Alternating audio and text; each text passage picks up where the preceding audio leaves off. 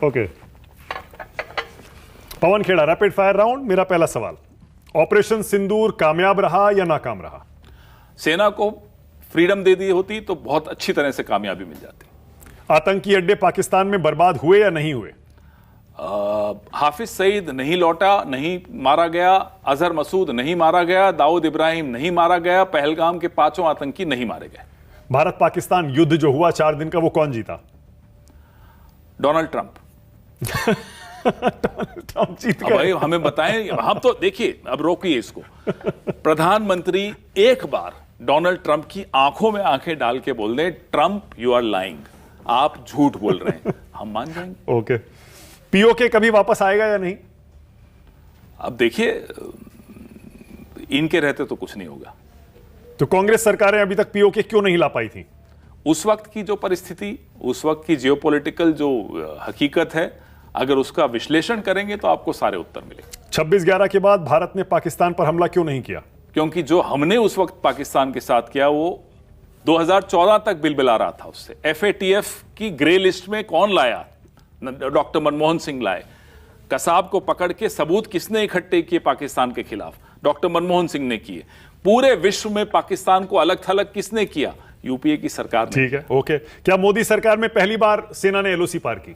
जी नहीं, ये गलत है, साबित हो चुका है। फौज के अपने जनरल वो मिस्टर जैनी आए थे, जैनी साहब, आप ही के शो पे मैं देख रहा था। अलावा उसके डॉक्टर मनमोहन सिंह का इंटरव्यू, उसमें उन्होंने पूरा खुलासा किया था। जनरल हुडा का इंटरव्यू पुराना सबके सामने। मतलब पहली बार LOC पार करने का। साहब एक बात बताओ, शशि थरूर का दावा गलत है। वो तो खैर उन्होंने खुद ही बाद में बता दिया था कि वो परिप्रेक्ष्य अलग था, लेकिन ये बांग्लादेश कैसे बना था? बिना पार किए बन गया था। कैसे पाकिस्तान के 2 टुकड़े हुए? बिना पार किए हो गए थे। कमाल की बात कर रहे हैं ये लोग। 1971 का श्रेय किसे जाता है पवन जी? देखिए, मजबूत सेना और मजबूत राजनीतिक नेतृत्व। आज क्या है? आज मजबूत सेना, मजबूत देश, कमजोर राजनीतिक नेतृत्व। क्या शशि थरूर बीजेपी में जाने वाले हैं? कैसे जाएंगे? कोई जा ही नहीं सकता। 370 हटने के बाद कश्मीर के हालात बेहतर हुए हैं? भाई हमें यह बताइए, स्टेटहुड क्यों छीनी और अभी तक क्यों नहीं दी? ये पहलगाम का फेलियर किसका था? इंटेलिजेंस का था, सुरक्षा का था? ये सब जवाब तो देने 370 हटाने का फैसला सही था या गलत? अब इसमें कोर्ट ने जो कहा है वो आपके सामने है, लेकिन स्टेटहुड छीनना गलत है। ओके, उत्तराखंड में भी हो गया और भी 1-2 स्टेट्स में आ रहा है UCC, उसका फैसला सही है या गलत? चर्चा करिए सबसे, लोगों को निर्णय लेने दीजिए कि सही क्या है, गलत क्या है। ओके, राहुल गांधी, प्रियंका गांधी राम मंदिर कब जाएंगे? ये सवाल कौन पूछ रहा है? बीजेपी। बीजेपी कौन होती है सवाल पूछने वाली? जातिगत जनगणना का श्रेय राहुल गांधी को मिलेगा? जाहिर सी बात है, एक व्यक्ति संविधान को लेकर पूरी भारत जोड़ो यात्रा में एक मुहिम छेड़ी जिसने, श्रेय उसी को जाएगा। महिला आरक्षण का श्रेय नरेंद्र मोदी को मिलेगा? लागू हो गया, होने वाला है 2-3 साल में। कैसे होगा मुझे बताइए? जब 2027 में आप जनगणना शुरू करेंगे तो 29 के चुनाव तक डिलिमिटेशन कैसे करेंगे? ये सब टालने की प्रवृत्ति है। ओके, जयशंकर देशद्रोही है विदेश मंत्री? भाई आप उनसे पूछिए कि उन्होंने ये शब्द क्यों इस्तेमाल किए थे। At the start of the operation we inform Pakistan. क्या देश में मुस्लिम दबाव में है क्या पवन जी? जाहिर सी बात है? इसमें कोई शक नहीं। रॉबर्ट वाड्रा सही कह रहे हैं? मतलब बिल्कुल ठीक बात है। मुसलमान देश में आज आप किराए पे उनको घर नहीं मिलते। आप साइन बोर्ड्स दुकानों के देख रहे होते हो कि साहब मुसलमान नाम नहीं होना चाहिए, हिंदू वाले ही अलाउड होंगे। ये क्या तरीका है? इस देश में मजाक बना रखा है। अत्याचार हो रहा है? मतलब बिल्कुल हो रहा है। पिछले 11 साल में बहुत ज्यादा दबाव में डाला जा रहा है। क्या पिछड़ी जातियों पर भी देश में अत्याचार होता है? 100% हो रहा है। तभी बार बार जाति जनगणना की बात इसीलिए की जा रही है राहुल गांधी द्वारा, क्योंकि उनको एक तो उनके साथ अन्याय हो रहा है, हक नहीं मिल रहा, और उनके साथ जो हो रहा है वो आपके सामने है। क्या अगड़ी जातियां पिछड़ी जातियों पर अत्याचार करती हैं? बात अगड़ी और पिछड़ी की नहीं है कि कौन करता है। संविधान में जो व्यवस्था है और जो होनी चाहिए वो यह है कि सबको न्याय मिले। उसमें अगड़ी जातियों का जो आर्थिक रूप से पिछड़े लोग हैं उनको भी न्याय मिलना आवश्यक है। ओके, क्या आरक्षण देश में 90% तक हो जाना चाहिए? भाई अगर आप जनगणना कराएंगे, जाति जनगणना, और संख्या आपके सामने होगी, वो आर्थिक रूप से पिछड़े हों, वो पिछड़ा वर्ग हो, तो आपको जाहिर सी बात है उनके लिए नीतियां बनानी पड़ेंगी और वो सीलिंग तोड़नी पड़ेगी। मतलब जितना भी जितनी संख्या हो उतना देना पड़ेगी। ओके, क्या SC ST में क्रीमी लेयर होना चाहिए आरक्षण में? आप इस पे चर्चा तो करें, चर्चा करिए, फिर बात होगी। ओके। कोटे में कोटा होना चाहिए? ये क्या होता है, आप थोड़ा समझाइए। सब कैटेगराइजेशन आरक्षण का चर्चा हो रही कि है, जो चर्चा जाति की जितनी पूरे संख्या देश हो। में, हाँ। पूरे देश में इस पे इन मुद्दों पे डिबेट होनी बहुत आवश्यक है। रोहिणी कमीशन की रिपोर्ट आएगी तो आप उसका स्वागत करेंगे, जो भी होगा उसमें? आने दीजिए। ओके। तेजस्वी यादव CM बनेंगे बिहार के? सही वक्त पे, जैसा कि मैंने कहा, सवाल कभी भी पूछ सकते हैं, जवाब सही वक्त पे मिलता है और जवाब जनता देती है। नीतीश कुमार CM बने रहने लायक हैं? बीजेपी के गठबंधन में वहां कोई भी CM बनने लायक नहीं है। क्या बीजेपी अपना CM बनाना चाहती है बिहार में? वो तो उनका एक इतिहास रहा है, पांव खींचने का, टांग खींचने का। पूछिए वहां शिवसेना से लेकर कहां कहां क्या क्या किया। क्या अखिलेश यादव CM बनेंगे? अभी तो 2027 दूर है। राहुल गांधी PM कब बनेंगे? आपने अभी कहा बनेंगे। 29 से पहले बनेंगे, 29 से पहले बनेंगे? बन जाएंगे। बड़ी बात कह रहे हैं पवन जी। ये सरकार नहीं चलने वाली, मैं बता रहा हूं। ये इस व्यक्ति में, नरेंद्र मोदी जी में, वो भावनात्मक परिपक्वता नहीं है कि इतने लोगों के साथ चल सकें, साथ लेकर। ओके, अब मैं कुछ नाम लूंगा पवन जी, जो पहला शब्द जहन में आता है वो बताना है। रेडी? हाँ, बिल्कुल। Shashi Tharoor, intelligent, Salman Khurshid, brilliant, Manish Tiwari, excellent, Asaduddin Owaisi. Very good. Good. हाँ, कम्युनल है या नहीं? मुझे अभी जो दिमाग में आ रहा है वो बता रहा हूं। Virat Kohli, good player, Donald Trump, interesting. Trustworthy? Interesting आपने कहा, शब्द क्या आ रहा है मैंने बता पर दिया। ट्रस्टवर्दी है या नहीं? वो उस पर लंबी चर्चा कर लेंगे। S Jaishankar, confused, colonel Sofiya Qureshi, brave, wing commander Vyomika Singh, very brave, operation Sindoor, could have been better, 26/11, success, what we did, after that success. Yes, Sheila Dikshit, brilliant chief minister, no one can match her, best in Delhi so far. best in Delhi so far and in times to come also. Arvind Kejriwal, Flop show, Rekha Gupta, 100 days is less. थोड़ा और time देंगे अभी। One has to be fair to people. Narendra Modi, Super flop show, Amit Shah, super से थोड़ा नीचे। अजीत भाई डोभाल, आप बताइए, पहलगांव का जिम्मेदारी सीधे सीधे नहीं होनी चाहिए क्या अमित शाह की? गृह मंत्री हैं, तभी कह रहा हूं फ्लॉप शो है ये सब। अजीत डोभाल, अब there is a competition, super flop, slightly super, less super. James Bond कहते हैं उनको तो। अब वो कौन कहता है, वो मुझे उन लोगों को ढूंढ रहा हूं। Supriya Sule, bright future, NDA में। You ask me about her, she has a bright future. Okay. Ajit Pawar, innings are coming to an end. Okay. Sharad Pawar, seasoned politician, Ajit Pawar की इनिंग्स खत्म होने वाली है आपने कहा? नहीं चलते इतने कॉम्प्रोमाइज लोग, लंबे नहीं चलते। Okay. Rahul Gandhi, very very bright future of the country under him. तपस्या, पूरी होगी जिस दिन मोदी विपक्ष में बैठेंगे। Jairam Ramesh, intelligent man, very intelligent. आपके बॉस हैं? मेरे बॉस हैं, बिल्कुल हैं। ओके। कैसे बॉस हैं? वेरी गुड बॉस, सीखने को बहुत मिलता है। ओके। हम तो ये समझते थे कि वो उस समय की कांग्रेस के हैं, उस समय के नेता हैं जब social media, digital media, but, media इतना एक्टिव जो नहीं था। ज्ञान है उनका इतिहास का और जो मेमोरी है उनकी, उससे जितनी बार आप उनसे बात करेंगे कुछ सीख कर निकलेंगे। Is very brilliant. तो मीडिया वॉर, जो सोशल मीडिया वॉर चल रही है बीजेपी के साथ कांग्रेस की, अब तो और भी बहुत सारी पार्टियां आ गई हैं। पवन जी, कौन जीत रहा है वो वॉर? कांग्रेस पार्टी। आपको मैं आंकड़े, मेरी साथी हैं सुप्रिया श्रीनेत, उनको कहूंगा आपको भेजेंगी। Congress party is way ahead. हाँ, Supriya Shrinate social media head करते वे हैं। Ahead, way ahead. कैसे काम करते हैं जयराम रमेश, पवन खेड़ा, सुप्रिया श्रीनेत? जयराम रमेश हम दोनों के ऊपर हैं और मैं अपना मीडिया पब्लिसिटी और ये देखता हूं और वो देखती हैं सोशल मीडिया। तो हारमोनी में चलते हैं? हाँ, बिल्कुल। Regularly we are discussing issues. Meetings होती हैं रेगुलर।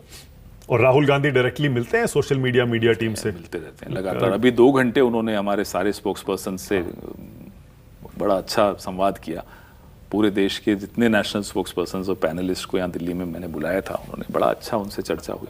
तो क्या बताया राहुल गांधी ने, क्या डायरेक्शन दिया स्पोक्स पर्सन? जोश में रहने को कहा और बड़ा उन्होंने एक जो भावनात्मक स्तर पे उन्होंने छुआ सबको कि मैं जानता हूं आप बहुत विषम परिस्थितियों में लड़ रहे हैं, और लेकिन अपनी फैमिली का भी ध्यान रखिए, अपने स्वास्थ्य का भी ध्यान रखिए, ज्यादा एजिटेट मत। तो ये बड़ा अच्छा उन्होंने डिबेट्स वगैरह में बहुत अच्छा बोला। ओके। मीडिया से नाराज है क्या अभी भी?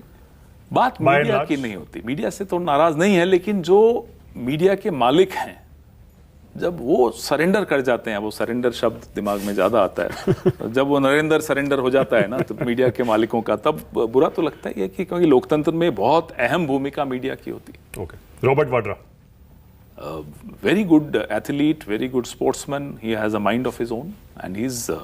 He has a very private thought-provoking- individual?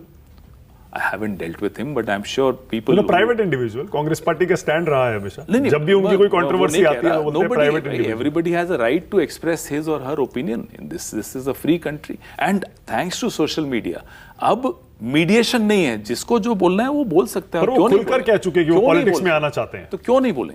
क्या गलत है, मुझे बताइए। आप स्वागत करेंगे? क्यों नहीं करेंगे? Okay. Sonia Gandhi, most respected politician alive. अभी एक्टिव है या नहीं? नहीं, अब वो सक्रिय राजनीति से थोड़ा दूर है, लेकिन हमारी वो सीपीपी की चेयरपर्सन है ही हैं, और हम सबको प्रेरणा मिलती है वहां से। Priyanka Gandhi, very dynamic. प्रियंका जी का रोल क्या है पार्टी में? मैंने को कहा कि पार्टी अब निर्णय ले रही है, सबको अलग अलग रोल्स असाइन कर रही है, और प्रियंका जी हमारी स्टार कैंपेनर है। जहां भी मतलब डिमांड उनकी बहुत ज्यादा रहती है, आप जानते हैं ये। और कुछ वक्त पहले प्रभारी थी एक स्टेट की, फिर अब एमपी बनी है।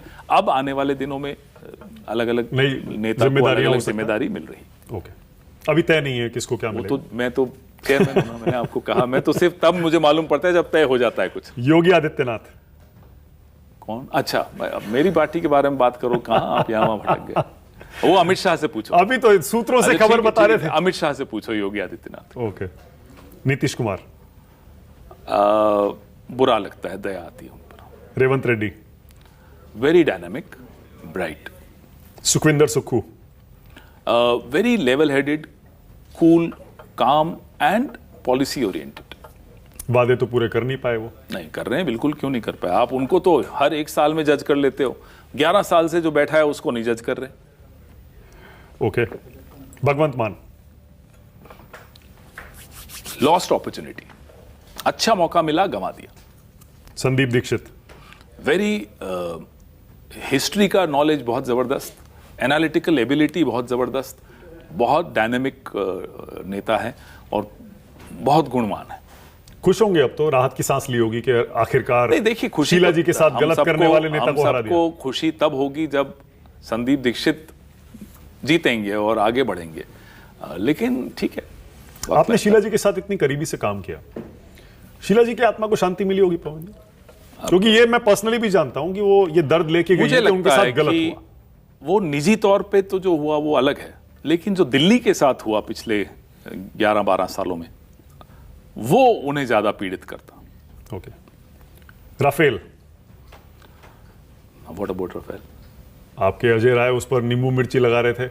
भाई ठीक है, तो सही किया उन्होंने उस वक्त कि भाई आप इस्तेमाल कीजिए ना। आपने कितने बड़े मुद्दे बनाए थे इसके। इस्तेमाल की, देखिए करप्शन एक अलग मुद्दा है, क्वालिटी की बात नहीं हमने की थी, हमने करप्शन का मुद्दा उठाया था। हमने भारत में HAL से छीन कर आप किसी और को दे रहे हैं, वो मुद्दा बनाया था, इसलिए कंफ्यूज मत कीजिए। पर क्वालिटी पे हमने कब बोला, आप बताइए, एक टिप्पणी हमें बताइए। राफेल फाइनल किसकी सरकार के दौरान हुआ था? शॉर्टलिस्ट का। तो फिर तो क्वालिटी तो सब कई मानकों से नाप कर, वो मानक नाम बार बार आ जाता है तो हर मानक पे वो खरा उतरते हुए तो वहां तक आया था ना। तो फिर ये मत कहिए कि क्वालिटी पे हमने सिर्फ और सिर्फ प्रक्रिया पर और भ्रष्टाचार पर और कीमत पर सवाल उठाए। ठीक है। इलॉन मस्क, अमेरिका का अदानी। ओके। झगड़े हो गए वहां तो? अब देखो दोनों के? हाँ, चल रहा है, मनोरंजन है, आप करिए एंजॉय। एक और डिस्ट्रैक्शन मिल गया मोदी जी को सबको व्यस्त रखने के लिए, तो टीवी पे वही चलाएंगे अब। DK Shiv Kumar, very bright, very very dynamic, very active and committed Congressman. जो आरसीबी की परेड में जो स्टैम्पीड हुई, पवन जी आपकी सरकार थी वहां पर, किसकी बहुत जिम्मेदारी है? अफसोसजनक हुआ और जिम्मेदारी निश्चित की गई, एक्शन लिया गया। बताइए, कुंभ पे कोई जिम्मेदारी निश्चित तो छोड़िए, मीडिया चलाने में डरता था, जिम्मेदारी तो बहुत दूर की बात है। कल बेंगलोर में पुलिस अधिकारियों को हटाया गया तो मीडिया के कुछ साथी बोल रहे थे कि मुख्यमंत्री को इस्तीफा देना चाहिए। हमने कहा भैया छोड़ दो, कर्नाटक में तो जो हो रहा है, यूपी में ये बोल के दिखा दो कि कुंभ की जिम्मेदारी मुख्यमंत्री, बोल के दिखा दो। मैं आपको भी चुनौती दे रहा हूं, मानक जी आप दोस्त हैं मेरे और मैं जानता हूं आप बहुत निडर हैं, इसमें कोई शक की बात है, लेकिन आप भी नहीं बोल पाएंगे। क्या कुंभ में, क्या आपने कुंभ की जो लोग भगदड़ हुई, हमने तो खूब सवाल पूछे। नहीं, जिम्मेदारी फिक्स करने की बात करिए, मुख्यमंत्री को इस्तीफा देना चाहिए, कहिए, नहीं कहेंगे, लेकिन कांग्रेस का मुख्यमंत्री इस्तीफा देना चाहिए। ओके, नेशनल हेराल्ड बहुत ऐतिहासिक भूमिका रही है नेशनल हेराल्ड की, और एक ऐसी अखबार जिससे अंग्रेज घबराते थे, आज बीजेपी घबराती है। वीर सावरकर, मतलब सावरकर, मतलब माफी वीर, सावरकर, वीर नहीं, सावरकर, पूरा गलत नाम मत बोली, सावरकर। राहुल गांधी बोलते थे माफी तो 9 बार मांगी, एक बार थोड़े मांगी, 9 बार मांगी, जिसकी वजह से कोर्ट भी जाना पड़ रहा है उनको। वो ठीक है, वो लड़ाई है, संघर्ष है, चलेगा, वो कानूनी कार्रवाई जो है। राहुल जी पर कितने केस चल रहे हैं देश भर में पवन जी? 35-40 के आसपास। 35-40 केस हैं। ज्यादा नहीं। संघर्ष का वही कह रहा हूं, संघर्ष है, उस व्यक्ति ने कभी संघर्ष से नहीं पीछे हटा। किसी भी केस में माफी नहीं मांगेंगे वो, अब तो अपने बयानों से पीछे नहीं हटेंगे। बयानों से पीछे की बात, बयानों की भावना को समझाना वो वकीलों का काम है, समझाएंगे। जी कहां कहां जाना पड़ता होगा जाते सुनवाई के लिए? जाते हैं, महाराष्ट्र भी जाते हैं, यूपी भी जाते हैं, बिहार भी, कई जगह जाते हैं। Okay, RSS, rumour spreading society, Nathuram Godse, first terrorist of free India, first terrorist, पहला आतंकवादी स्वतंत्र भारत का। ये आपकी पार्टी का स्टैंड है? बिल्कुल है। खुलकर नहीं कहते, लेकिन मैं खुलकर नहीं बोल रहा हूं, आपको कहीं दबा हुआ बोल रहा हूं। पर बीजेपी तो कहती है कि कह दे हिंदू कभी आतंकवादी नहीं हो सकता। बात हिंदू की नहीं, नाथूराम गोडसे को हम हिंदू कहकर, देखिए ये अच्छी बात है आपकी। अब नाथूराम गोडसे आतंकवादी है तो आप मेरे को बोलोगे कि हिंदू आतंकवादी बोलो। ये बीजेपी का क्लियर स्टैंड। बीजेपी कहे नाथूराम गोडसे एक आतंकवादी था, महात्मा गांधी, महात्मा ही, असली महात्मा, और हिंदू धर्म की उनसे अच्छी समझ मुझे नहीं लगता किसी और को होती। आज देश की आत्मा में गांधी जी बचे पवन जी? बचे नहीं, बसे हैं, न केवल देश की आत्मा में बसे हैं, विदेशों में हमारे कई साथी हैं जो बहुत प्रेरित हैं गांधी जी से। गांधी इस देश का मॉरल कंपस है, वो जो दिशा यंत्र होता है ना, नैतिक दिशा यंत्र, वो महात्मा गांधी है, ना केवल इस देश का, मैं कहता हूं वो मानवता का नैतिक दिशा यंत्र है। तब तो शशि थरूर को भी कहना पड़ा कि ये देश वो नहीं है जो गांधी जी कहेंगे तो एक गाल आगे दूसरा गाल आगे नहीं करेगा, एक थप्पड़। गांधी जी ने क्या किया जब 48 में पाकिस्तान ने कबायली हमला किया? गांधी जी ने क्या कहा माउंटबेटन को? कहा कि हमले का जवाब दिया जाएगा। ये गांधी जी की भाषा थी। तो जो गांधी को आप अगर स्टडी करेंगे तो आपको समझ में आएगा कि उनके बारे में जो भ्रांतियां फैला देते हैं ना, देश की रक्षा के लिए जो जो कदम उठाने होंगे, उन्होंने लॉर्ड माउंटबेटन को खुद कहा था जब कबायली हमला हुआ कि जो निर्णय लेने हैं वो लेने पड़ेंगे, जो कदम उठाने पड़े। 47 के अंत में जब आप कहते हैं ना ये गांधी का देश है और गांधी और गोडसे की विचारधारा की लड़ाई है, तो इसका मतलब तो गोडसे की विचारधारा जीत रही है आजकल। बीजेपी आरएसएस 11 साल से तो जीत रही है। वो नहीं, बात यह है कि जो गांधी की विचारधारा है, कांग्रेस की एक जिम्मेदारी है कि उस विचारधारा को पुनर्परिभाषित नई पीढ़ी के लिए करें। You have to redefine that ideology of Gandhi for the new generation. जो हमेशा हम करते आए हैं वो जिम्मेदारी हमारी कहीं है। तो नाकाम हुए, कहीं हम नाकाम हुए होंगे, प्लेटफॉर्म्स नए आए, सोशल मीडिया आया, आप लोग 24/7 लोग आए, आरएसएस के हाथ में ऐसे वेपन्स आ गए अफवाहें फैलाने का, हिस्ट्री को बदल के लाने का, कि आज लोगों को बताना पड़ता है कि साहब ये हिस्ट्री बदल रहे हैं, किताबें बदल रहे हैं, हमने भूगोल बदला है, इंदिरा जी ने नक्शा बदल दिया है। वो लोगों को हमें कन्विंस करना पड़ता है, ये स्थिति आ जाती है। Sardar Patel, I think the best home minister so far. पर बीजेपी ने लगता है कि चुरा लिया है। नहीं, चुरा ही नहीं सकते। मैं आपको बताता हूं, अहमदाबाद में आरएसएस का जो ऑफिस है वहां से सरदार पटेल के खिलाफ किताबें फ्री में बांटती हैं। ये अभी भी बढ़ती हैं। अभी 1-1.5 साल पहले तक बढ़ती थी, अब पता नहीं क्या हुआ। अब तो प्रधानमंत्री और बीजेपी सब कहते हैं पटेल अगर पीएम होते तो पीओके कभी जाता ही नहीं, तो बनता ही नहीं पीओके, पूरा कश्मीर हमारा होता। अब आज से 20 साल बाद कहें हम कि अमित शाह अगर पीएम होते तो ये होता, ही कोई बात है बोलने की? बाबा साहब अम्बेडकर महान नेतृत्व, ना केवल दलितों को नेतृत्व दिया, प्रेरणा दी, आज भी आने वाली कई पीढ़ियों को, वो जरूरी नहीं कि दलित हों, हम सबको बहुत प्रेरणा मिलती है उनके जीवन से, उनके विचार से। वीपी सिंह मैं नहीं बोलूंगा, जो मर चुके हैं उनकी निंदा मैं नहीं करूंगा। मंडल कमीशन, लेकिन आपको पता ही है। मैं निंदा नहीं करूंगा, जो जा चुके हैं उनको जाने दीजिए। ठीक है, ओके। नेहरू जी, जितना हमें उनको डिफेंड करना चाहिए, उनके बारे में हमें खुद अपनी जिंदगी में उन्हें उतारना चाहिए। एज कांग्रेस वर्कर मुझे लगता है मैं चूका हूं कहीं, मैं अपनी बात कर सकता हूं, औरों की नहीं कर रहा। नेहरू जी की जो समझ भारत के बारे में थी, भारत की आत्मा को अगर कोई आदमी समझा है महात्मा गांधी के बाद, तो वो पंडित जवाहरलाल नेहरू। मतलब कांग्रेस पार्टी भी जिस तरह से डिफेंड करना चाहिए था नहीं कर पाई। छोड़िए, जितना उनको समझना चाहिए, आत्मसात करना। जब आपने अभी जयराम रमेश जी के बारे में मुझे कहा, संदीप दीक्षित के बारे में कहा, ये दो लोग तो ऐसे हैं इस पार्टी में, और भी हैं 2-3 जो नेहरू जी को बहुत गहराई से समझते हैं। और इस तरह के लोगों को ये करना चाहिए कि हम जैसे लोगों को नेहरू जी के विषय में ज्यादा से ज्यादा शिक्षित करें।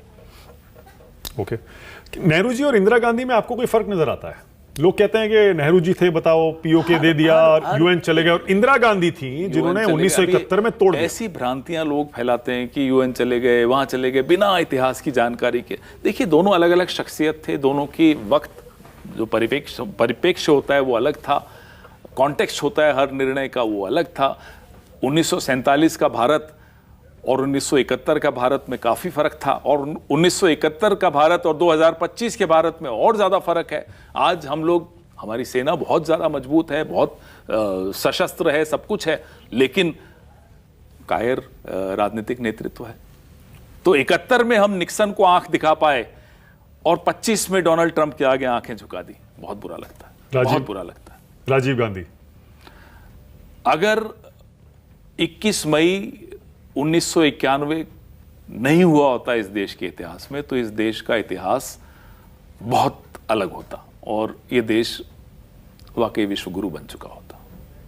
बड़ी बात कह रहे हैं मोहन जी। वो नेतृत्व अलग था, विजन अलग थी, नए भारत की जो आकांक्षाएं थी वो व्यक्ति समझता था, वो एस्पिरेशनल इंडिया का नेता था। ओके। नरसिम्हा राव,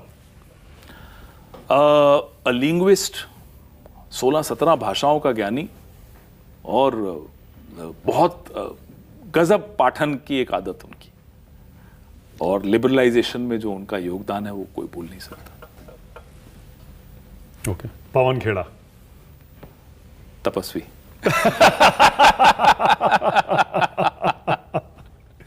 सुना है मैंने पवन जी गाना भी गाते थे पहले, अब भी गाते हैं क्या? पुरानी बात हो गई, जब जवान थे तब गाते थे। हाँ, गाते थे, क्यों नहीं गाते? आप भी गाते होंगे। आप बाथरूम तो से बाहर में गाते हैं। बाहर भी गाते, आपकी आवाज तो अच्छी है। सीखा है आपने गाना? मैं उस वक्त सीखता था जब स्कूल कॉलेज में था। तो मेरा एक एम्बिशन था कि प्लेबैक सिंगर बनने का। फिर वो आप जानते हो, छोटे शहर में एक मिडिल मध्यम वर्ग के लोग होते हैं, तो माता पिता मार मार के सीधा कर देते हैं, सीधे कर दिया। फिर भी टेढ़े हो गए, बिगड़ गए, पॉलिटिक्स में आ गए। तो स्कूल टाइम में आप सीखते थे? बिल्कुल सीखता था। क्या सीखा पवन जी? मैं क्लासिकल भी सीखता था, और कुछ मौके मिले तो रेडियो पर भी गाया, लेकिन फिर वो खत्म हो गई। रेडियो पर गाया आपने? ये कब की बात है? ये बात 85, 86, 87, उस वक्त, वो 80s की बात है, लेट 80s। पहला गाना याद है जो गाया था? अब वो गजल थी, नहीं यूं तो याद नहीं, लेकिन गजल थी, ये याद तो कुछ और सुना दीजिए फिर, थोड़ा दर्शक ही तय कर लें अपने आप पवन जी ने कितना तो सीखा। आप भी गाएंगे फिर? नहीं। मैं ताली बजाऊंगा। नहीं, अब तो बेसुरे हो गए पवन जी, अब नहीं, वो सीखने वाली बात तो जो भी जैसा आपका मन करे। चलिए 1-2 लाइनें सुना देते हैं आपको। चलिए। क्या से क्या हो गया बेवफा,